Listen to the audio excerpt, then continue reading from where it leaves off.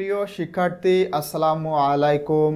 আজকের এই ক্লাসে আমরা নবম শ্রেণীর বাংলা বইয়ের অধ্যায় 3.1.2 নিয়ে আলোচনা করব। এখানে বলা হচ্ছে পড়ে কি বুঝলাম। উপরে দুইটা নমুনা রয়েছে, আশা করতেছি তোমরা এই দুইটা নমুনা পড়েছো। এই যে দেখো, প্রায়োগিক লেখা, সংবাদ প্রতিবেদন।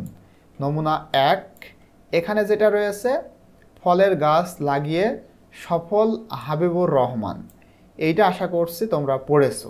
এটা হলো নমুনা 1। এরপরে দেখো নমুনা 2, এখানে বালুটিলা উচ্চ বিদ্যালয়ে নবীন বরণ ও বিদায় সংবর্ধনা। এই দুইটা নমুনা আশা করি তোমরা পড়েছো। এখন ওই দুইটা নমুনা পড়ে আমরা কি বুঝলাম দেখো, বলা হচ্ছে উপরের দুইটি নমুনা রচনার ভিত্তিতে নিচে কয়েকটি প্রশ্ন, এই যে নিচে কয়েকটি প্রশ্ন দেওয়া আছে, তোমার সহপাঠীর সঙ্গে প্রশ্নগুলো নিয়ে আলোচনা করো এবং সংক্ষেপে এগুলার উত্তর তৈরি করো এবং উপস্থাপন করো। মানে এখানে যে প্রশ্নগুলো রয়েছে এই প্রশ্নগুলোর উত্তর তোমাদের করতে হবে। উপস্থাপনের পর শিক্ষকের পরামর্শ অনুযায়ী সংশোধন করো। যদি কোথাও কোনো সংশোধন করা দরকার হয় তাহলে তোমরা সেইটা সংশোধন করো। তো এই প্রশ্নগুলোর উত্তর তোমাদের পারতে হলে কি কাজ করতে হবে, উপরে যে দুইটা নমুনা রয়েছে খুব সুন্দর করে তোমরা পড়বা। তো এখন আমি তোমাদের সাথে শেয়ার করব এই যে প্রশ্ন, এখানে 4টা প্রশ্ন রয়েছে, কিভাবে তুমি এই 4টা প্রশ্নের উত্তর লিখবা। দেখো, ক নম্বর প্রশ্নটা হলো এ ধরনের লেখা কোথায় দেখা যায়। মানে উপরে যে দুইটা লেখা রয়েছে, নমুনা রয়েছে, এই দুই ধরনের নমুনা লেখা কোথায় দেখা যায়। তো এইটার উত্তরে আমরা কি লিখতে পারি। দেখো, এখানে আমি খুবই সুন্দর করে তোমাদের জন্য লিখেছি। উপরে যে দুইটা নমুনা রয়েছে দেখো, বলা হচ্ছে এটা প্রশ্ন, এই উত্তরে আমরা লিখব উত্তর, এ ধরনের লেখা সাধারণত এই যে সংবাদপত্র, ম্যাগাজিন, অনলাইন নিউজ পোর্টাল এবং বিদ্যালয়ের প্রকাশনা বা বার্ষিকীতে দেখা যায়। এটুকু লিখলেই কিন্তু তোমাদের অ্যান্সারটা এনাফ। ঠিক আছে, আশা করি তোমরা এটা সুন্দর করে বুঝতে পেরেছো।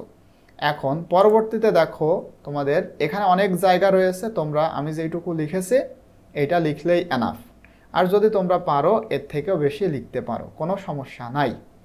দেখো, খ নম্বরে বলা হচ্ছে এ ধরনের লেখার উদ্দেশ্য কি। উপরে যে দুইটা নমুনা রয়েছে এই দুইটা নমুনা লেখার উদ্দেশ্য কি, এই যে প্রশ্ন, এর উত্তর আমি অনেক সুন্দর করে তোমাদের জন্য লিখেছি। দেখো উত্তর, এ ধরনের লেখার উদ্দেশ্য হলো তথ্য সরবরাহ করা, ঘটনার বিবরণ দেওয়া, পাঠকদের অবহিত করা এবং সামাজিক সচেতনতা বৃদ্ধি করা। এইটা হলো উত্তর। তোমরা যদি এইটুকু লিখো দ্যাটস এনাফ। ঠিক আছে, আর যদি তোমরা পারো, এখানে যেহেতু জায়গা বেশি রয়েছে, তোমরা তোমাদের মতো করে আরও বড় করে লিখতে পারো। এরপরে দেখো, গ নম্বর প্রশ্নে বলা হচ্ছে এসব লেখাকে প্রায়োগিক লেখা বলা হয় কেন। কেন এই ধরনের লেখাকে প্রায়োগিক লেখা বলা হয়। তো এই উত্তরটা আমি অলরেডি তোমাদের জন্য এখানে লিখেছি। তোমাদের কোনো একটা প্রশ্নের উত্তর করার জন্য সর্বপ্রথমে সেই জিনিস সম্পর্কে তোমাদের ধারণা থাকতে হবে। আশা করতেছি প্রায়োগিক লেখা কি তোমরা জানো।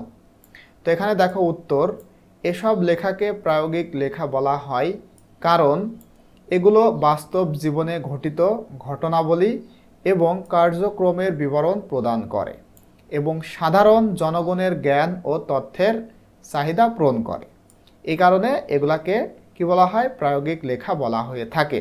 কারণ বাস্তব জীবনের ঘটনা এখানে বর্ণনা করা হয় এবং কার্যক্রমের বিবরণ দেওয়া হয় এবং সাধারণ জনগণের জ্ঞান ও তথ্যের চাহিদা পূরণ করে থাকে এই ধরনের লেখা, যার কারণে এগুলাকে প্রায়োগিক লেখা বলা হয়ে থাকে। এরপরে ফাইনালি দেখো, আমরা দেখব ঘ নম্বর, সংবাদ প্রতিবেদনে কি কি থাকা আবশ্যিক বলে তুমি মনে করো।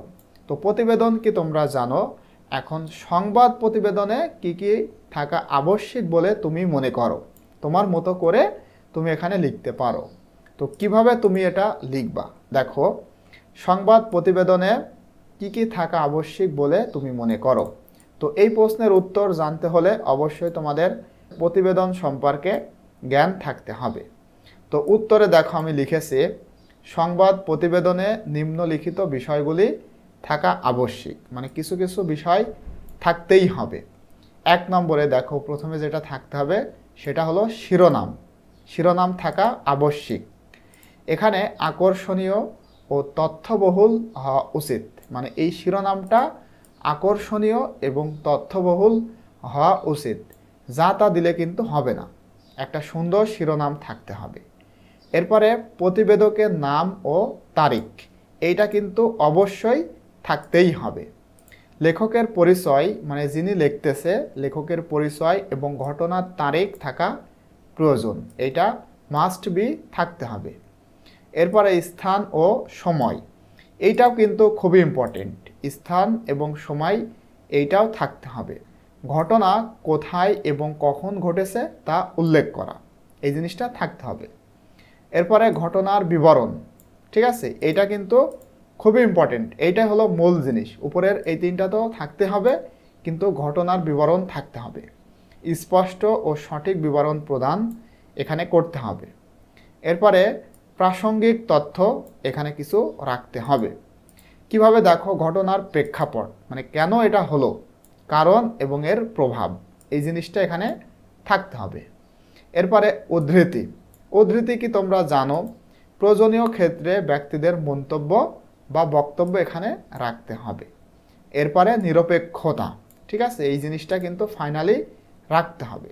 পক্ষপাতহীন ও বস্তুনিষ্ঠ তথ্য সরবরাহ এখানে নিয়ে আসতে হবে।